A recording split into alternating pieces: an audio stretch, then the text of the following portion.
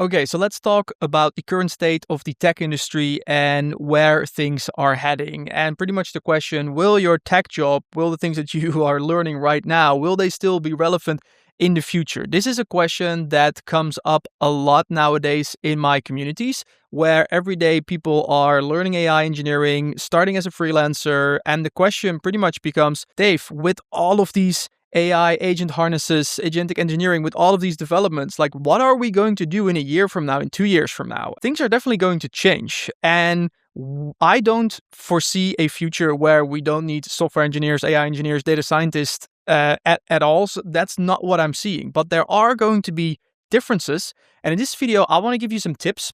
Pretty much the same. I want to give you the same advice that I share in my communities as well, how I kind of like preparing myself, kind of like upskilling in a different direction, and pretty much how I see things. So I want to get to the whiteboard. I created this little image over here that I want to go over, and hopefully by then it will make a lot more sense. So there are 3 concepts that you need to be aware of, and that are the following 3 over here. So we have AI enabled, AI first, and AI native. And these are pretty much terms to describe a company's ability or effectiveness in how they are using AI. Where currently, what we're seeing right now, most companies are becoming AI enabled. So if we look at the anatomy at the top, you have the shareholders, the board, the CEO and the founder, whatever. And underneath, like inside the business, you have the operational layer. Now, nowadays, most companies will, especially more digital companies, right? Employees will use some type of AI tools. For a lot of companies, still not every employee, but most companies, most knowledge workers will use some type of AI tool, whether that's just using ChatGPT or way more advanced tooling.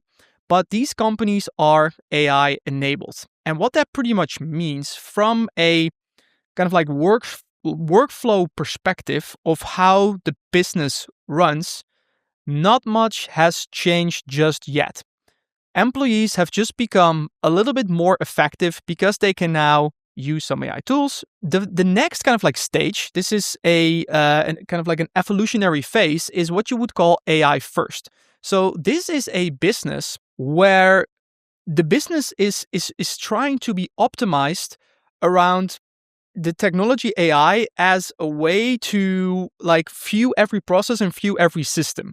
So this means either re-engineering the current processes that were in place before AI was kind of like at the level where it is right now, or for example, with newer companies where it's a lot easier to engineer workflows and systems from the ground up, right? So you can see, I've kind of like illustrated it over here. It kind of like I have flipped the order.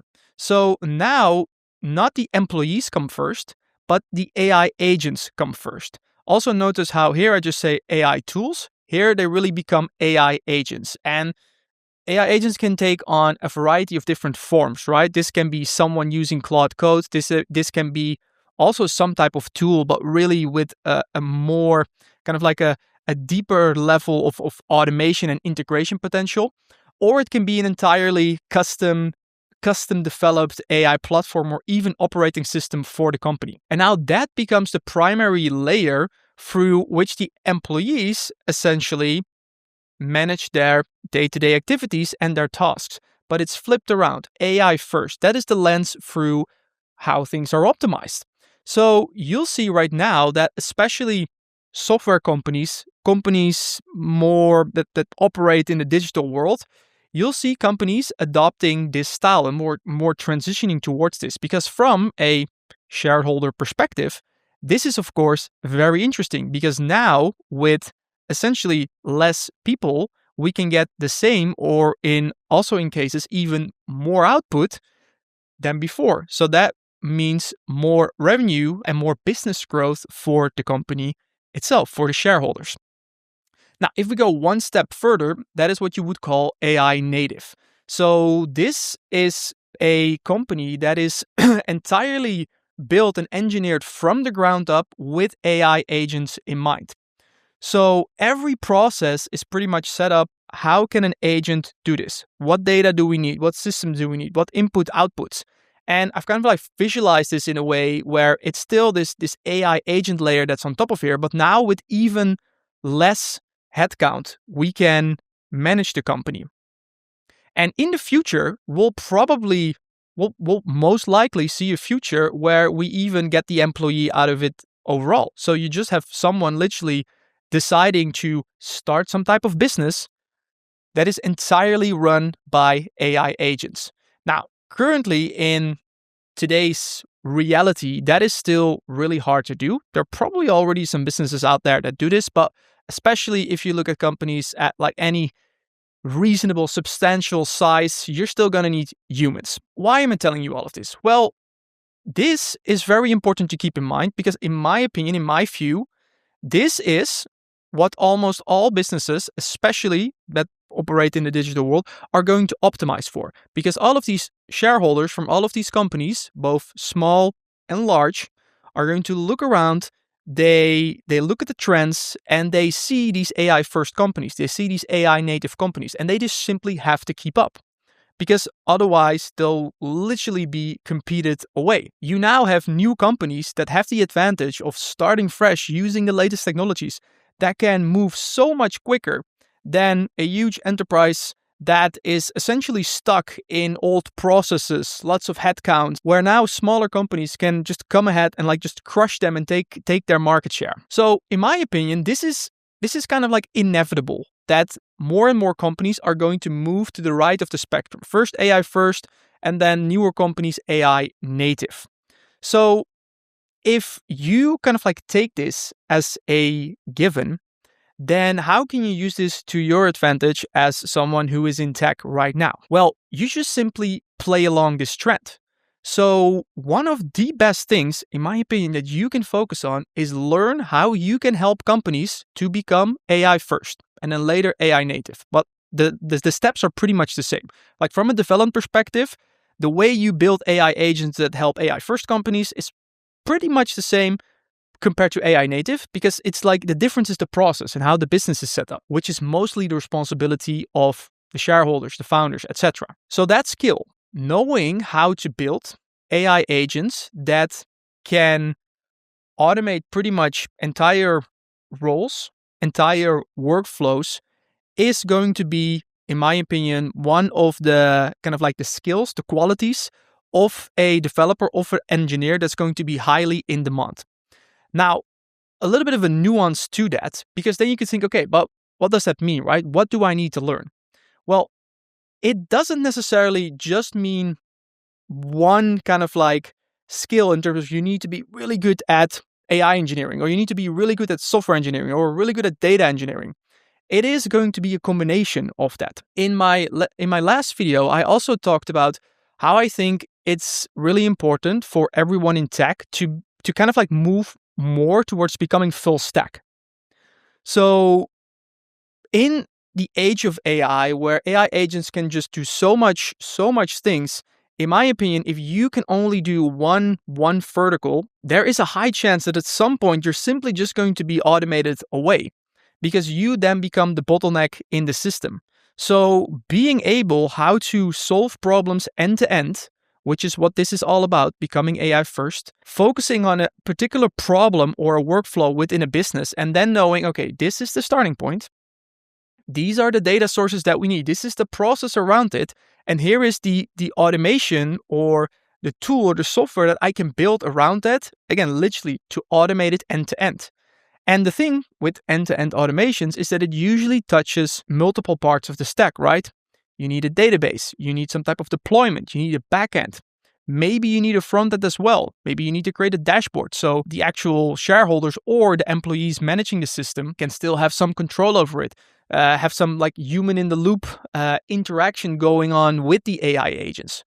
So coming full stack becomes more important, but also your ability, and this is something new, your ability to essentially come in. So this is going to be you as the developer. Let's give this a blue color. So you come in into kind of like any business, whether that's as a full-time employee or as an external service provider like a freelancer or a consultant, which is what I've been doing for the past years. You come in and you not only know how to build these things, but you can also help to map out the process and to map out and identify the workflows that can be automated. Because in a world where where still the reality where we live right now, even if a company is AI enabled, shareholders usually think in terms of roles and headcount. So, there's some type of problem, we need to grow. Okay, let's figure out who we need to hire. But that's really an old way to think about it, because in a world where AI agents can do a lot of the heavy lifting, you shouldn't think in headcount, but you should think in workflows. So you should pretty much look at, okay, we have some type of problem or system or process within our company, and that is what we need to automate. So instead of just thinking, okay, here's an employee and we give it this task, this task, this task, this task, we decompose it to the actual workflow itself, and then figure out, okay, how can we give that particular workflow to an AI agent. The problem is, if you go from this world over here to this world over here, what often happens is that a single employee is often responsible for multiple workflows or processes that they need to adhere to. So they know when, for example, every, beginning of the month, they need to do X, Y, Z. They need to create the report, and they need to pull data from some type of system. And if the data is not there, they know that it can also be in another place. So these workflows are often not as well defined. Lots of edge cases, and humans can naturally handle that really well. And that is usually just a result of bad management and not having just everything really dialed in. And as the company grows, this always happens. You cannot avoid this, but things get messy. So, for example, John gets this, needs to do this, and then he also needs to do this, and then eventually he takes over and he needs to do something else, and then later someone else comes in, and so things get messy. That is really the reality of how most businesses operate as they grow. So what you then need to do, and this is the skill that I think is really important beyond just the engineering skills, is being able to come in and to look at the entire business, and through some type of audit, which could literally be asking questions, interviewing employees, figuring out where the waste is going. So especially the type 2 waste, right? So if type 1, type 2 waste, type 1 is absolutely necessary for the process. We can't get around it. Type 2 is literally just waste that we can get rid of. What are steps within the process that either are duplicate, that we can get rid of, data that's moving from one place to another? People are manually creating and moving stuff around. Those are all very good triggers for you to start diving in and to say, hey, I think we can optimize this using AI. We can build a process around it. But before you are able to do that effectively, because you as the engineer, you know the capabilities of AI automation and what you can automate and what not. Generally, for people who not in tech, they still find this whole world of AI one big mystery. They think AI is this one big umbrella term, and you have ChatGPT, and maybe they are aware of Claude, but AI is just this big black box. You know exactly pretty much how it works. You know what you can automate with it. You know where the challenges are. So you can step in and you can look at a process and then say, are you really doing it like that? I can build a simple script in literally 30 minutes to automate that for you. I can literally turn that into a skill, and you can automate that. That's the value that you bring to the table. But that is a position that you have to that's a position that you have to work towards to be able to get the chance to look at the business like that. Because if you're just working as a developer, it's often very hard to get enough information from a company to actually start looking at the processes at that level, because it's usually very separated, right? The developers don't bother with the systems and the processes of the business overall. So in larger organizations, this can be really tricky. But another trend that I foresee in this is that it used to be that the developers worked for the big enterprises, right? So big development teams, large teams. And what you'll now find is that almost every company will become somewhat of a software company. There will be a software component to it, because you simply need it to survive, because you need AI in order to manage things. And that sets you up with the opportunity to step in as a developer also in a small company, literally a local business down the corner. And again, this can be maybe as a regular job, but also as a freelancer, also as an outside consultant, because most of the business owners have no idea what they need to do with AI. They are still catching up. They are still figuring out. So then you coming in, showing you how to build these cool AI agents, that's really going to be the play. And then essentially, if we move more towards AI native, this is going to be more and more it's just going to play a bigger role in this overall. So to drive this point home pretty much is, what is the future of your tech job going to look like? In my opinion, the developers that will come out on top are the ones that can help businesses to move from AI enabled to AI first to AI native. That's the process that you need to focus on. And it's the actual hard skills of of knowing how to build end-to-end AI automations, which generally covers the full stack. But it's also being able to identify the right processes and get essentially to an ordering and a prioritization of how to implement those. All right, so that's what I recommend if you are in tech right now, whether at the beginning or at the end of your career. This is a recurring theme that at least I am focusing on, and I'm also recommending everyone in my community to pay special attention to. Now, if you want to continue learning or watching more of my videos, I've kind of like two things. First, if you are interested in starting as a freelancer, maybe already wanting to learn how you can sell solutions like this to businesses, but don't really know where to get started or how to find that first client, you can check out first link in the description. I run a community of hundreds of freelance data and AI professionals, and we're all pretty much here to make more money, work on fun projects, and create freedom. So if that is interesting to you, make sure to check out that link.